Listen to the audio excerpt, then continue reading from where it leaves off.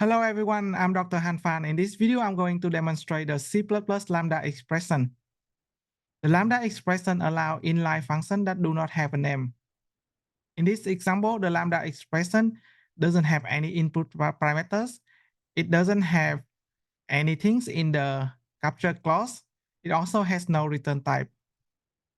You can assign the lambda expression into a variable, and you can use that variable to call the lambda expression just like calling a normal function.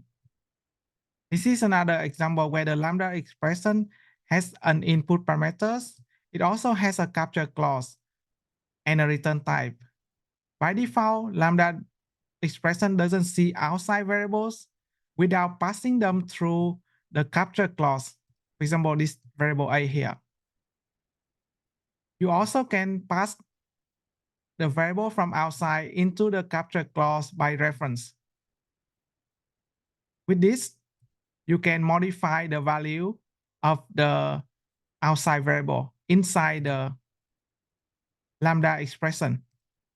That's it for today's video. Thank you very much for watching. See you in the next one. Goodbye.